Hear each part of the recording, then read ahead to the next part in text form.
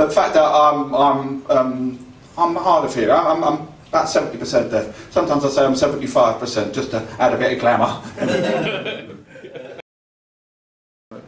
With gigs, do you normally feel nervous or excited? No, very rarely.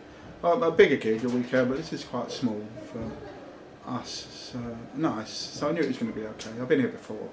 So. How are the crowd like tonight? I think they're all right. They seem quite nice, but it's a nice intimate room. So I can sometimes in a big room I can lose knowing how I'm getting on, which makes it harder. But tonight was quite easy. But I did 2 new bits, so I was quite pleased about that. And what were the new bits? I can't remember. Oh, I did a sign language. I did a sign language course, and I talked about a friend of mine who's got a hunchback, who's been asked to do things he can't do. They're all true stories. Yeah. I'm not a very good actor, so everything I have to do has to actually happen otherwise. But I will say it was last year when it was about 6 years ago. I'll do that and stuff to keep trying to make it up to date. What's the kind of your favourite joke or gag that you kind of use? Oh, I don't know. Of mine, I really don't. See, I like jokes that. Your son one was good. Sorry. Your son one about the gangster rapper. Yeah. That thing. I do a joke about losing my hearing aid and thinking I was going to be robbed and beaten up by a gang of black people is absolutely true.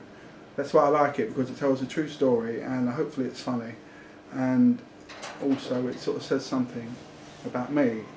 The best jokes are where you kind of give something away. I like the way he appealed to all of his audiences. He appealed to his older generation by talking about his wife and his kids and his family, but also appealed to the younger generation by kind of introducing and talking about gangster rap and all hip hop and stuff. You know, made him a really inspiration to other deaf people. Very, very good. And what is your opinions of Steve Day? I think he's a cracking comic. I love working with Steve, and he's a lovely lovely person, but he also supports a football team in the same league that I do, so yeah. What do you think of his performance style? I love it. I think Steve's great. I think he's the only deaf comic on the circuit, and yeah, I really enjoy watching Steve. But he's a lovely guy with it.